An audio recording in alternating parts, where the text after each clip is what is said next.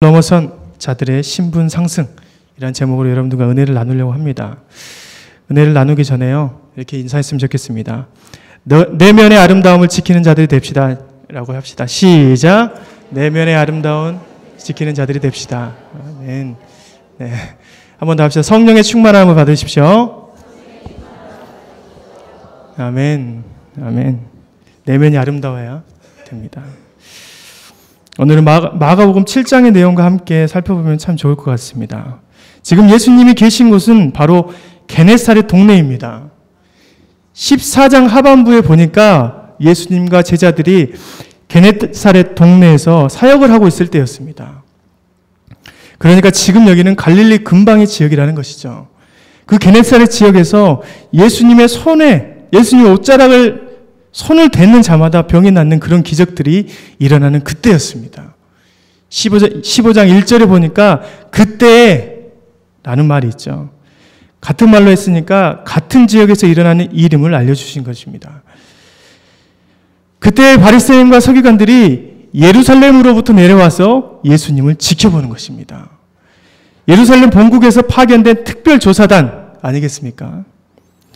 예수라는 자가 수많은 이적과 기사들을 내보이고 있는데 그가 이단이 아닌지 살펴보고 오라고 본국에서 예루살렘에서 특별조사단을 내보낸 것입니다. 그들이 예수님의 행적을 살피고 있는 것입니다. 어디 책 잡을 데 없는가 살펴보고 있는 것이죠. 그때 그에게 책 잡을 만한 것이 찾아냈습니다. 2절 말씀입니다. 당신의 제자들이 어찌하여 장로들의 전통을 범하나이까? 떡을 먹을 때 손을 씻지 아니하나이다. 어찌 당신의 제자들은 전통에 따르지 않고 있습니까? 원래 외치라고 들어오면 반드시 손을 씻는 것이 전통 아닙니까? 그것도 모릅니까? 그렇게 거룩한 행동을 하면서 하나님의 아들이라고 칭하는 자가 어떻게 이것도 모르냐고. 예수의 제자들이라면 당연히 유대교의 전통에 어긋나게 하지 않는 그런 행동에 본이 되어야 하지 않겠냐고 계속 말하는 것입니다. 무슨 경거망동한 행동을 하는 것이냐고 예수님께 말하는 것이죠. 우리가 이때 손을 씻는다는 의미는 우리가 그냥 넘어가서는 안 됩니다. 이 부분을 마가복음 7장 3절 4절에서 마가복음 7장 3절 4절에서 더욱 구체적으로 알 수 있습니다. 나타내고 있어요. 한번 제가 읽어드릴게요. 마가복음 7장 3절 4절.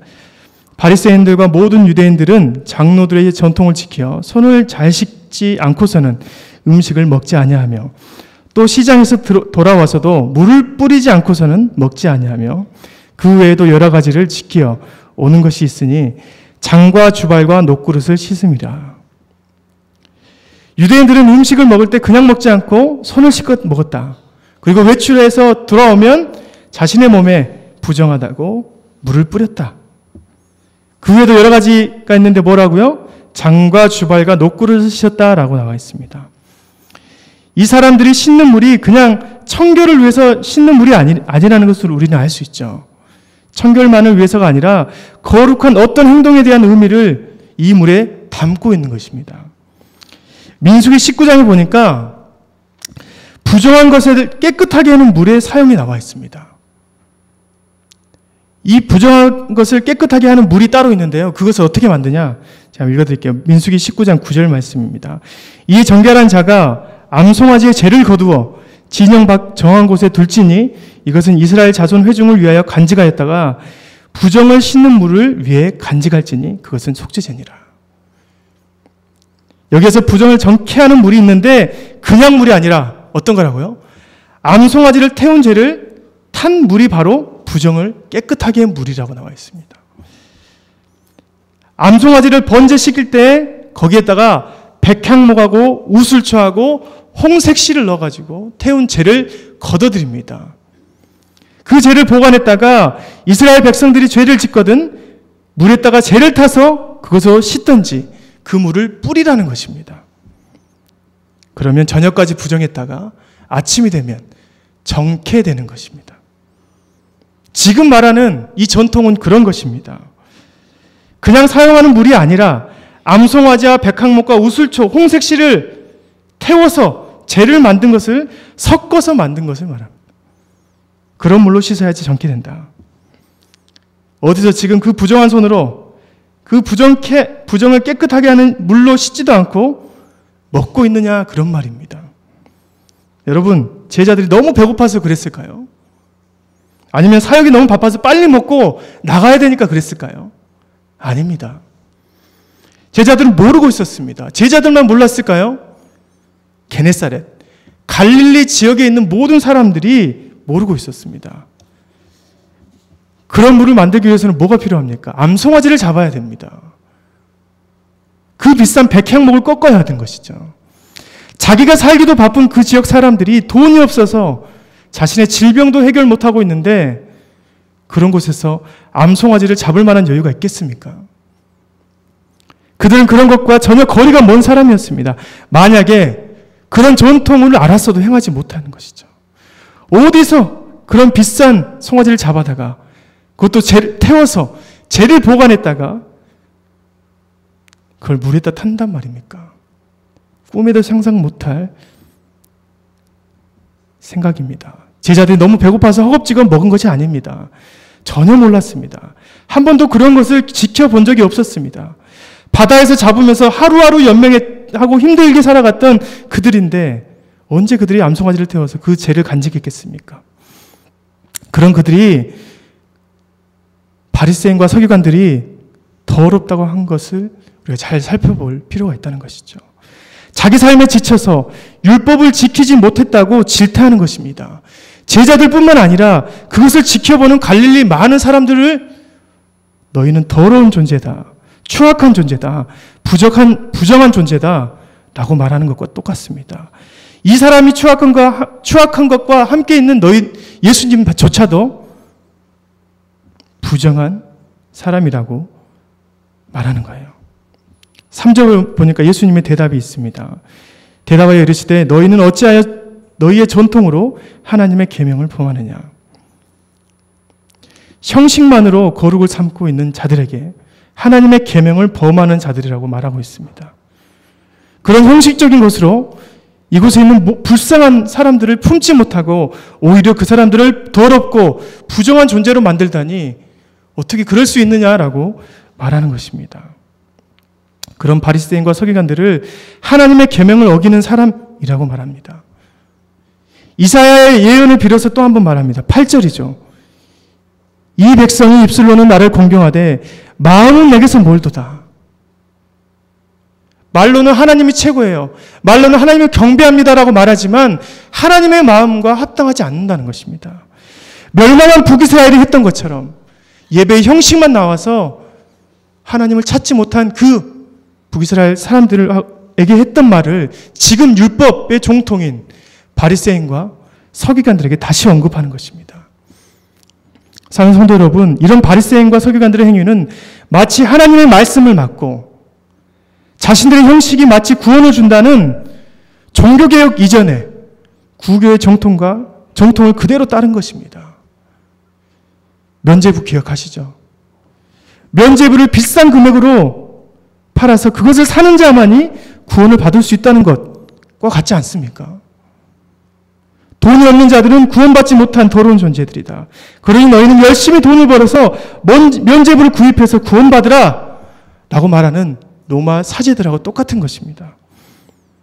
돈이 없는 모든 자들은 죄인으로 만들어버리는 그런 사회적 피폐함을 보여주는 것이죠. 예수님께서 그런 자들을 외식하는 자들이라 칭하십니다. 형식만 살아서 그것만 붙들고 형식에 들어오지 못한 사람들은 모든 죄인이 된다는 그런 자들을 외식하는 자라고 말하고 있습니다. 13절입니다. 예수께서 대답하여 이르시되 심든 것마다 내 하늘 아버지께서 심으시지 않은 것은 뽑아버린다고 말했습니다. 그런 자들은 하나님께서 심은 뿌리가 아니다. 결국 그들은 뽑혀서 나가는 가라지와 같으니 불에 던지는 것이 마땅하다라고 말씀하시는 것이죠. 사랑하는 성도 여러분, 우리가 형식에 너무 치중하면 안 됩니다. 언제나 하나님의 마음을 봐야 합니다. 성경은 형식은 폐하고 사랑의 마음을 가지라고 말씀하고 있습니다. 형식이 어쨌든 그 사람을 사랑하는 마음이 율법의 기본 베이스라고 알려주는 것이 바로 성경입니다. 형식이 잘못되었다고 신앙생활이 잘못되었다라고 말하는 것이 성경이 아니라는 것이죠. 무슨 예배의 형식, 방법이 따로 있는 게 아니라 마음의 중심이 하나님께 가장 집중될 수 있는 예배가 참된 예배라고 말하고 있는 것입니다. 하나님과 가까이 있는 사람이 참고 하나님과 친밀한 사람들이 용서하는 것이 바로 참된 예배라고 말하고 있는 거예요. 며칠 전에 누군가 저에게 이런 말씀을 하셨습니다. 제가 이제야 답을 하는 것 같아서 죄송하지만 우리가 함께 생각해야 될 문제라서 여러분과 나누게 됩니다. 한 집사님 제게 와서 이해가 안 된다고. 본인이 장례식장에 갔는데 기가 막힌 일이 벌어졌다고. 장례식장에서 발인날이 되었는데 상주가 발인에 참석하지 않고 교회 부흥에 갔다고 합니다. 놀랄 일이죠. 아멘. 어떻게 그럴 수 있느냐는 것이죠. 자기가 아무리 기독교인이지만 이해가 안 된다고 말씀하고 있습니다. 그래서 저도 그때는 그 사람 참 너무하네 라는 마음을 갖고 있었어요. 어떻게 신앙교육을 받았으면 그런 자리에서 부흥회에 갈 수 있는지 의구심이 들었습니다. 그런데 그 상황과 문제를 넘어서 사람을 생각해 보니까 해결되었습니다. 우리가 문제에 집중하면 어떻게 그런 상황에서 교회 부흥에 갈 수 있느냐? 그러니까 기독교가 욕을 먹지 않느냐? 이런 말 할 수 있습니다. 그죠? 아무리 열정이 좋아도 그런 자리에서는 교회 부흥에 가는 것이 맞지 않다고 말하는 사람이 맞는 것 같습니다. 그러면 그 사람은 결국 기독교를 욕먹인 나쁜 사람이 되는 것이죠. 그래서 사람을 보면 어떻습니까? 그 사람에게 집중하는 것입니다. 어떤 마음을 가지고 갔는지 생각해 보셨습니까? 그 사람을 얼마나 이 세상이 지옥 같았으면 그 사람이 저럴 수 있었을까라고 생각해 보셨습니까? 자기를 찾는 사람들이 저렇게 사랑을 담고 위로를 가져와서 있는 자리인데 거기를 지옥같이 생각해서 교회를 찾는 것은 참으로 안타까운 일입니다. 하나님의 성도들은 모든 것이 하나님의 은혜의 자리가 되어야 합니다. 그죠? 모든 것이 천국을 맛봐야 되는 곳이 되어야 합니다. 얼마나 이 삶이 힘들고 지치면 교회만 가려고 했을까요? 교회에서만 천국을 맛볼 수 있는 게 자신의 생각 아니었을까요? 삶이 얼마나 지옥 같았으면 그랬겠습니까? 사랑하는 성도 여러분, 문제는 아무것도 아닙니다. 그죠? 상황과 형식은 아무것도 아니라는 것이죠. 실수를 했다고 그 사람이 악한 사람이 되는 것이 아니라는 것입니다. 하나님께서는 사람을 생각하십니다. 하나님께서는 인간들을 위해서라면 자신의 아들까지도 신의 형태를 벗어나 이 땅 가운데 보내실 수 있는 분이 바로 하나님이셨습니다. 그런 하나님을 믿는 성도들이 이런 문제 때문에 그 사람을 정죄한다는 것은 참으로 안 좋은 모습 아니겠습니까? 삶에서 하나님과 더욱 친밀한 사람이 참아야 합니다. 그죠? 하나님과 더욱 가까운 사람들이 사람을 생각해야 합니다. 문제에 치중하다 보면 악한 마음이 들 수밖에 없습니다. 그 형식 때문에 그 사람은 이라고 손가락질하며 비방할 수 있는 것이 바로 그 형식에 매여 있는 사람들입니다. 오늘 말씀 19절, 20절 말씀이죠. 마음에서 나오는 것은 악한 생각과 살인과 간음과 음란과 도둑질과 거짓 증언과 비방이니 이런 것들이 사람을 더럽게 하는 것이요 씻지 않는 손으로 먹는 것은 사람을 더럽게 하지 못하느니라. 여러분, 누가 잘못한 것입니까? 부흥에 간 사람이 나쁜 사람입니까? 그것을 보고 나쁜 마음을, 그 사람을 비방하는 사람이 나쁜 사람입니까? 부흥에 간 사람이 잘못한 것이 아니라고 말씀드린 건 아닙니다. 하지만 그것을 보고 그 사람 뒤에서 몰래 욕하는 사람이 잘못한 것입니다. 그죠? 내 마음속에서 어떻게 그럴 수 있냐라고 했던 그 마음이 우리를 나쁜 사람으로 만들지 않는 것입니까? 오늘 말씀에서 비방하는 것, 교만한 것, 악한 생각이 바로 우리를 나쁜 사람이라고 말하고 있습니다. 여러분 저런 상황이 되면 어떤 마음으로 대처하시겠습니까? 성경에서도 마리아와 마르다 사건을 통해서 우리에게 말씀하고 있습니다.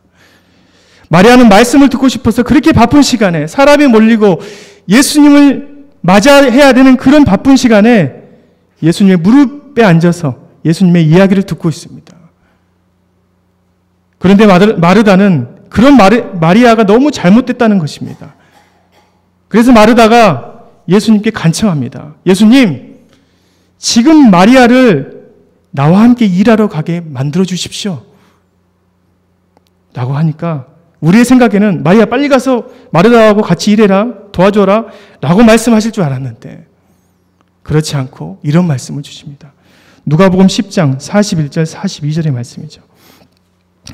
주께서 대답하여 이르시되 마르다야 마르다야 내가 많은 일로 염려하고 근심하나 몇 가지만 하든지 혹은 한 가지만이라도 족하니라.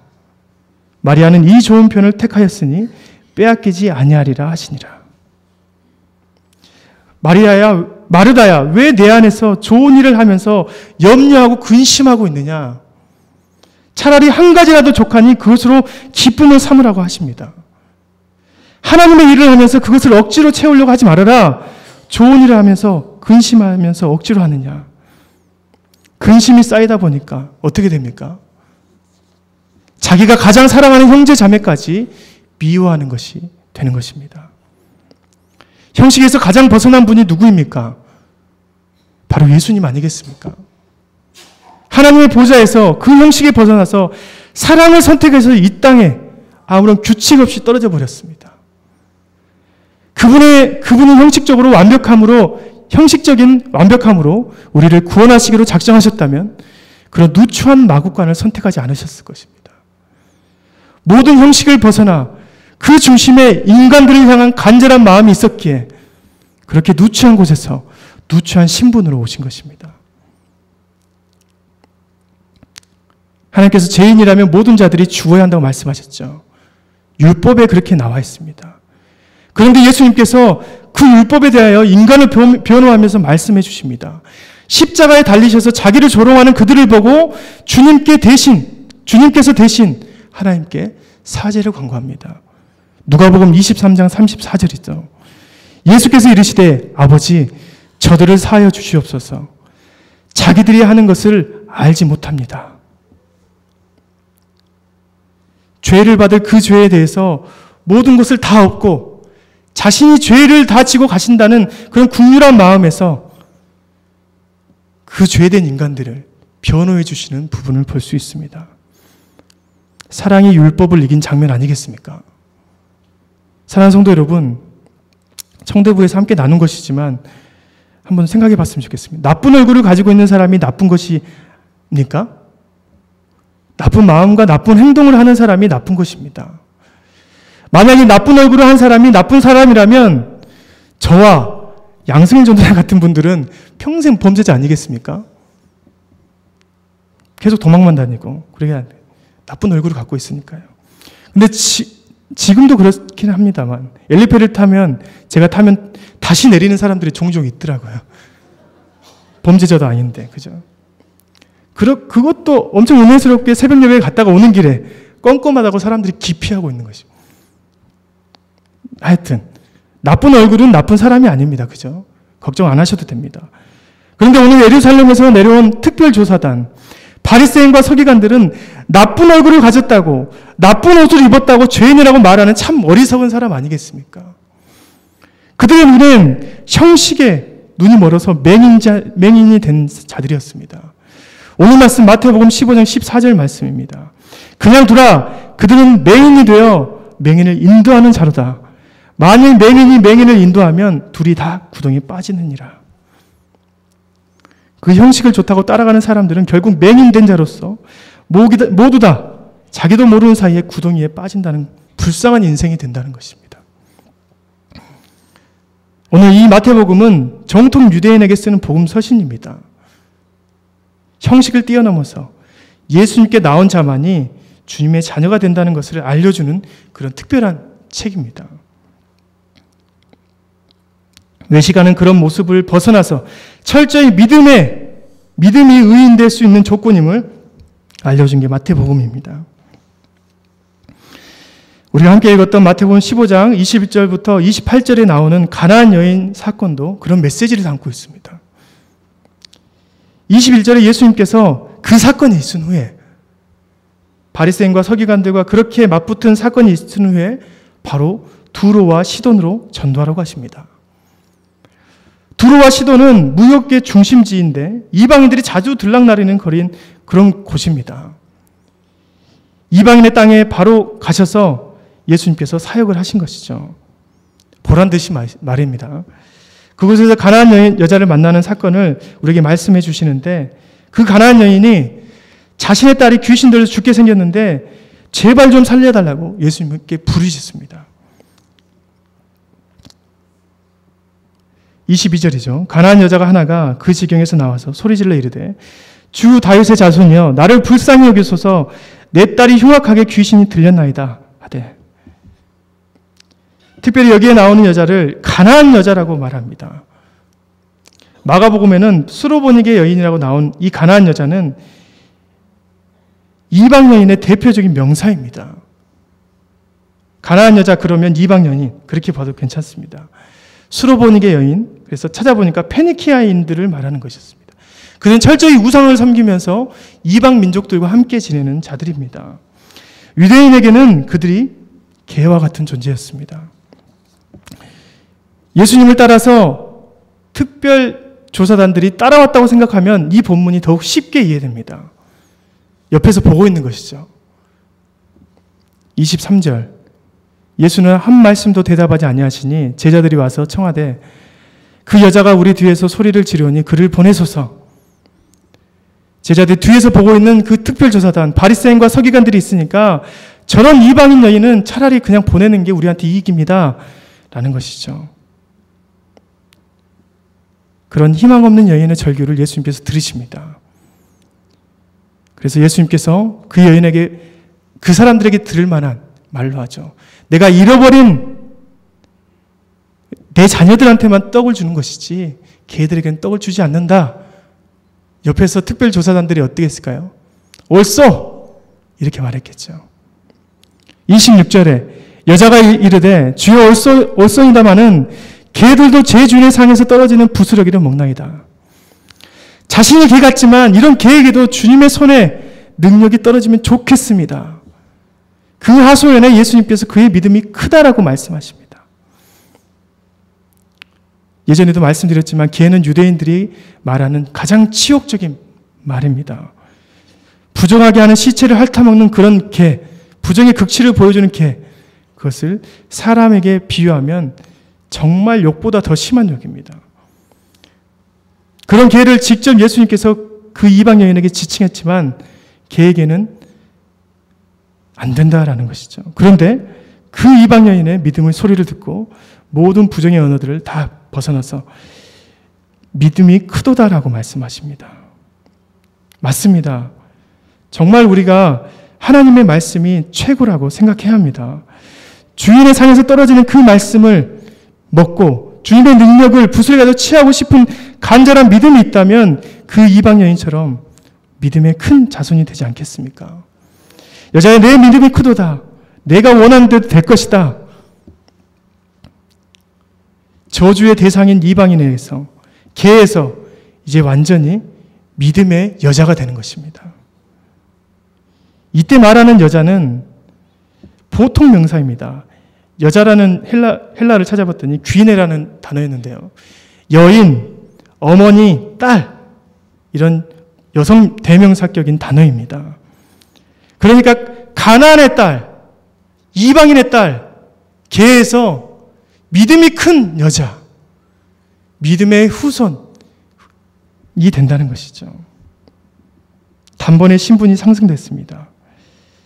세례요한이 말한 그 장면이 현실로 이루어진 거 아니겠습니까? 너희가 아브라함의 조상이라고 말하지 말아라. 돌들로도 믿음의 혈통을 만들 수 있는 분이 하나님이시다. 면박을 주신 것이 여기에서 그들 앞에서 이루어졌습니다. 그들이 개로 여긴 그런 여인의 존재를 믿음의 혈통으로 다시 한번 만들어 주신 것입니다. 사랑하는 성도 여러분, 형식은 하나님 앞에서 아무것도 아닙니다. 하나님께 나아갈 만한 완벽한 예배 형식이 있습니까? 없습니다. 그분이 보시기에 완벽한 예배는 이 죄된 문화에서 살아가는 죄인된 우리에게는 나을 수 없다는 것이죠. 그래서 우리는 모든 형식을 넘어서 우리의 마음의 중심을 보시는 그분을 더욱더 찬양해야 합니다. 너무 형식적인 예배를 찾지 마시길 바랍니다. 형식을 보다가 상처받는 마르다가 되지 마시길 간절히 소망합니다. 내가 아무리 죄인된 모습을 취하고 있지만 주님께 자신의 모든 믿음의 강구를 쏟아붓는 그런 가난의 연인의 삶을 살아가시는 여러분이 되시길 간절히 소망합니다. 함께 기도하겠습니다.